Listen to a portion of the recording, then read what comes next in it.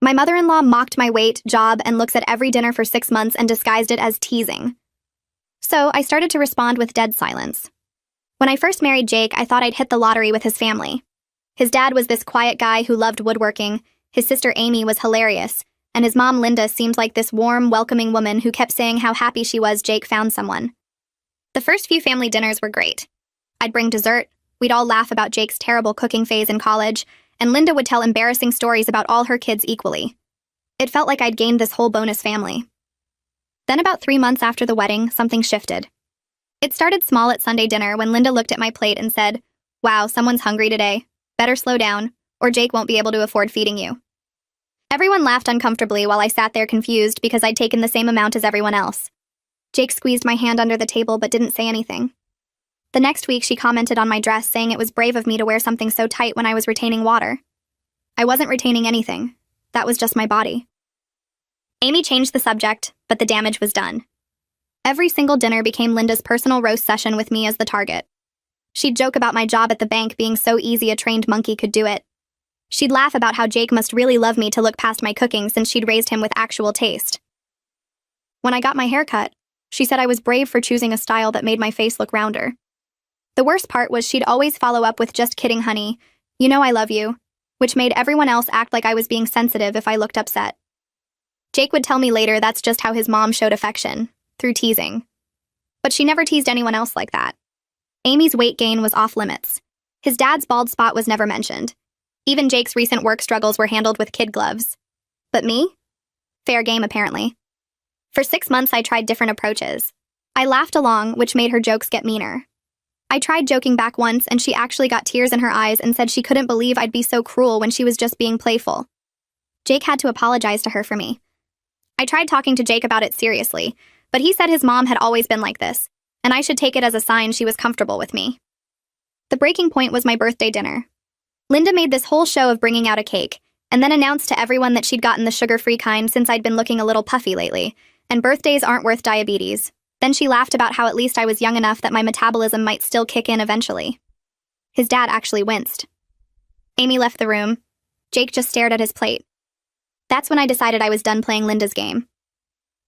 The next Sunday, Linda made her first joke about my promotion at work, saying at least they promoted my looks since they couldn't promote my brain. I just stared at her. No smile, no laugh, no response. Just dead eye contact. Then I turned to Amy and asked about her new apartment. Linda looked confused but jumped into the conversation. 5 minutes later, she tried again, joking about my parking job outside. Same thing, stare, silence, turn to someone else, start new conversation. It was like she didn't exist when she was being cruel. At first, she got louder, thinking I didn't hear her. Then she started repeating her jokes. Then she'd actually tap my shoulder and say, "Did you hear what I said?" I'd look at her blankly and then ask Jake's dad about his woodworking project. The whole family noticed immediately. Amy started jumping in faster to change subjects. Jake's dad began talking over Linda's jokes. Even Jake finally started seeing the pattern because the silence made it so obvious. Without my forced laughter or hurt reactions, Linda's jokes just hung there in the air, nasty and pointed and mean. She looked pathetic trying to get my attention for her punchlines. After 3 weeks of this, Linda pulled Jake aside and said I was being rude and ignoring her. Jake actually told her that she only seemed to notice when I didn't respond to her jokes and maybe she should think about that. She tried switching tactics, being extra sweet to me hoping I'd engage. But the second she made a mean joke, back to silence. The best part was Thanksgiving.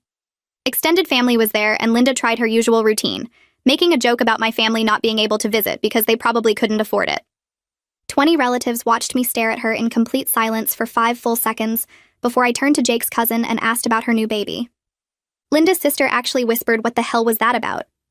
Linda's face went red, and I watched her try to recover while the whole table went quiet. Amy got up to help clear plates, and Linda's sister followed her into the kitchen. I heard them talking in low voices while I stayed at the table with everyone else. Jake reached over and squeezed my hand under the table, and for once it felt like he was on my side instead of trying to smooth things over. His dad cleared his throat and started asking Jake's cousin about her baby, and the conversation slowly started up again without Linda at the center of it. In the kitchen, Amy was loading plates into the dishwasher when Sienna closed the door behind them. Amy told me later that Sienna didn't waste time with small talk. She asked Amy straight out what was going on between Linda and me, why I'd given her sister that look, why the whole table had gotten so tense. Amy put down the plate she was holding and just started talking. She told Sienna everything. 6 months of jokes about my weight, my job, my appearance. How Linda never said anything mean about Amy or Jake or anyone else, just me. How she'd make these cutting comments and then laugh and say she was just teasing. How I'd tried everything to make it stop, laughing along, joking back, talking to Jake, but nothing worked until I started the silent treatment. Sienna's face got harder with every detail Amy shared. She asked why nobody had said anything to Linda, why the family just let it happen. Amy admitted she'd been uncomfortable but didn't know how to call out her own mother without causing a huge fight. Sienna shook her head and said that wasn't teasing, that was bullying, and she couldn't believe her sister had been treating her new daughter-in-law that way for months, while everyone just watched. Back at the table, Linda came back from wherever she'd gone to pull herself together. She sat down and didn't make any more jokes for the rest of dinner. She kept glancing at me like she was waiting for me to do something, say something, give her some kind of reaction she could work with. I just ate my pie and talked to Jake's cousin about baby sleep schedules. Every time Linda opened her mouth like she might try another joke, Sienna would look at her with this expression that made Linda close her mouth again. Other relatives started noticing something was off. Jake's uncle asked if everything was okay, and Linda said everything was fine in this tight voice that made it clear nothing was fine. Sienna rolled her eyes so obviously that Jake's aunt saw it and raised her eyebrows. Linda tried twice more before dessert was over. She made a comment about how I must work out a lot to eat so much pie, and I just stared at her while Sienna shook her head in disapproval. Then she laughed about how my car was parked crooked outside, and maybe I needed glasses, and I turned to Amy and asked about her new apartment while Sienna actually rolled her eyes where everyone could see. By the time people started leaving, half the extended family knew something weird was happening, but nobody knew exactly what. After everyone left, Caleb asked if I wanted to see his latest project in the garage. Jake started to come with us, but his dad said he wanted to show me something specific, just the two of us. We walked out to the garage and he turned on the light over his workbench. He had this beautiful cabinet he was building, all these careful joints and smooth wood. He ran his hand over it and didn't say anything for a minute. Then he told me he was sorry. He said he'd watched Linda make those jokes for months, and he'd sat there like a coward and let it happen. He said he kept telling himself it wasn't his business, that Linda was just being Linda, that I seemed to be handling it fine. But watching me give her the silent treatment at Thanksgiving made him realize how cruel she'd been. Without my forced laughter or hurt reactions, the jokes just hung there and sounded as mean as they actually were. He said he felt ashamed that it took me refusing to play along for him to finally see what his wife was doing to me. I told him I appreciated him saying that. He nodded and showed me how the cabinet doors were going to work, and we stayed out there for a while talking about wood grain and finishes instead of his wife's behavior. Jake was quiet on the drive home. Not uncomfortable quiet, more like he was thinking hard about something. About halfway home, he started talking. He said watching his mom try to make those jokes with me just staring at her made him see how obvious the pattern was. For months, he'd been telling me that was just how his mom showed affection, that I should take it as a compliment that she was comfortable enough to tease me. But once I stopped reacting, he could see it wasn't teasing at all. It was just mean. He said he'd been making excuses because if he admitted his mom was being cruel, that meant admitting he'd let his wife suffer for 6 months. He said he was sorry he hadn't believed me sooner, sorry he'd made me feel like I was being too sensitive, sorry he'd even made me apologize to his mom that one time. I didn't say much, just listened to him work through it out loud. He said from now on he wasn't going to let his mom make those jokes anymore, that he was done pretending it was just her way of showing love. The next Sunday dinner happened 4 days later. Linda was different from the minute we walked in. She was quiet, almost subdued. She hugged Jake and Amy normally, but when I came in, she just nodded at me. Dinner conversation was weird because Linda kept starting to say something and then stopping herself. Finally, she made a half-hearted joke about how I'd parked too close to the mailbox. I gave her the stare, held it for 3 seconds, then turned to Caleb and asked about the cabinet. Linda's face went red, but she didn't try again. The rest of dinner she stuck to safe topics like the weather and what everyone wanted for Christmas. Amy told me later that Sienna had called Linda during the week, and apparently it hadn't been a pleasant conversation. 2 weeks went by with Sunday dinners that felt almost normal. Linda would ask me polite questions about work, and I'd give polite answers. She'd comment on the food or the weather, and I'd agree. She never made a single joke about my appearance or my job or anything personal. It was like she'd been replaced by this careful version of herself who was scared to say the wrong thing. I didn't engage warmly with her, but I wasn't cold either. I just stayed alert, watching for any sign she was testing whether she could go back to the old pattern. Jake noticed too. He told me his mom had asked him if I was still mad at her, and he'd told her I probably just needed time to trust that she wasn't going to start making mean jokes again. The third Sunday in December came around, and I could tell Linda was getting tired of walking on eggshells. We were halfway through dinner when she said something about how my Christmas bonus must be nice, since my job was so easy compared to real careers. I stopped with my fork halfway to my mouth and just looked at her. 5 seconds of complete silence while everyone else froze. Then I turned to Amy and asked how her apartment search was going. Before Amy could answer, Jake jumped in. He said his job in consulting wasn't exactly curing cancer either, so maybe we could all stop acting like some jobs were more important than others. His voice was casual but firm, making it clear he wasn't asking. Linda's whole face turned red. Not embarrassed red, angry red. She opened her mouth like she was going to argue, but Amy immediately launched into this long story about apartments she'd been looking at. Caleb asked Jake about his recent project at work. I went back to eating while Linda sat there realizing her son had just shut her down in front of everyone. She looked at Jake like she couldn't believe he'd contradicted her, but he just kept talking to his dad about work like nothing had happened. The rest of dinner, Linda barely spoke. When we left, she didn't do her usual thing of walking us to the door with final comments. She just said goodbye from the kitchen. Christmas Eve came and Linda's whole extended family showed up. Linda was sweet as pie to me from the moment I walked in. She complimented my dress, asked about my holiday plans, wanted to know if I'd gotten all my shopping done. Every word sounded fake, like she was performing for an audience.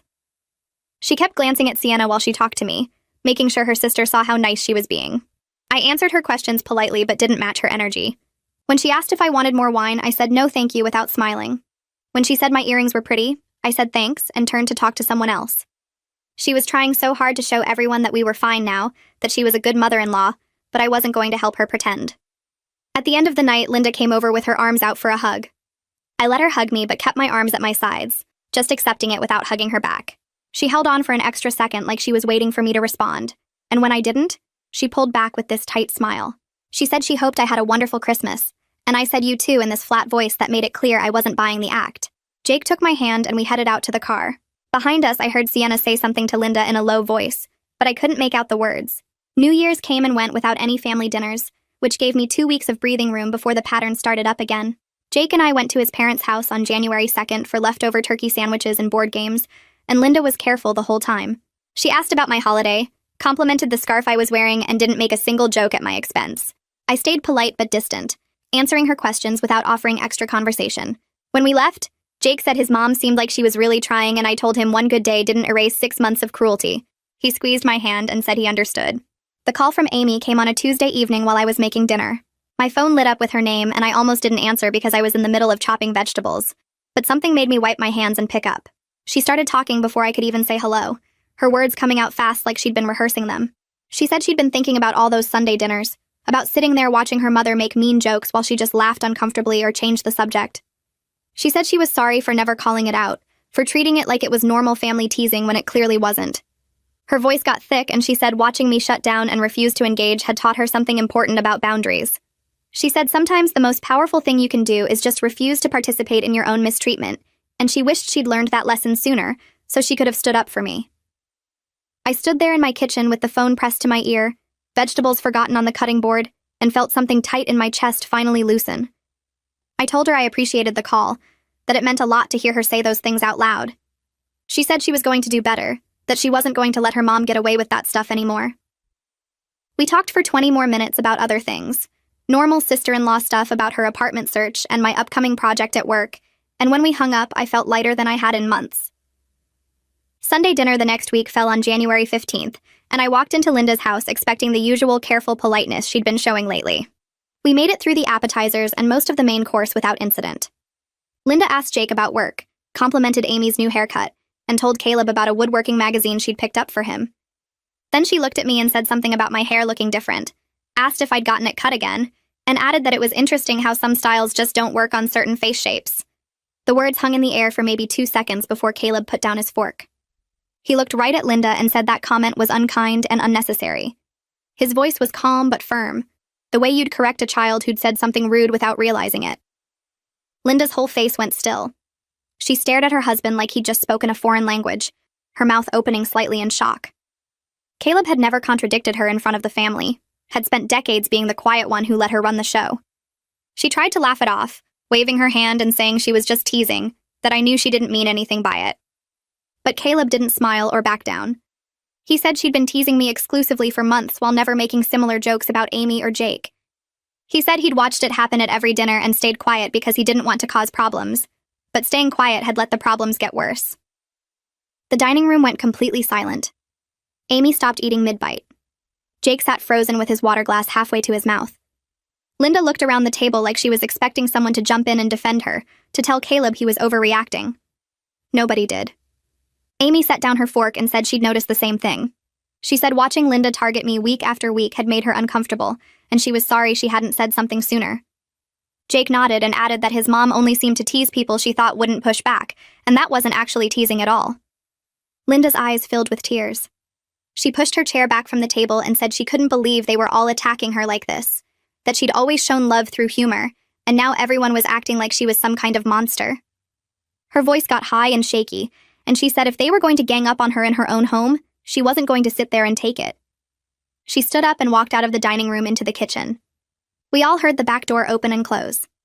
For about 30 seconds, nobody moved or spoke. Then Amy reached over and squeezed my hand under the table. Jake looked at his dad and said he was sorry it took him so long to see what was happening. Caleb shook his head and said the apology should go to me, not to him. We sat there in this weird frozen moment where everyone was looking at their plates or at each other, waiting to see what would happen next. Part of me expected someone to get up and go after Linda, to smooth things over like the family always did when she got upset. But nobody moved. Amy started talking about her apartment search again, her voice a little too bright, and we all grabbed onto the conversation like a lifeline. We talked about square footage and parking and neighborhood coffee shops while Linda's empty chair sat there reminding us what had just happened.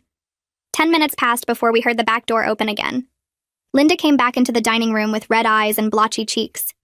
She sat down in her chair without looking at anyone and picked up her fork. Her hands were shaking slightly as she cut a piece of chicken. We finished dinner in near silence except for a few safe comments about the weather and Jake's upcoming work trip. Linda didn't make any jokes or comments about anyone. When Amy mentioned she was thinking about getting a dog, Linda just nodded instead of launching into a story or offering advice. When Caleb asked if anyone wanted coffee, Linda said no thank you in this small voice that didn't sound like her at all. Jake and I left right after we helped clear the table.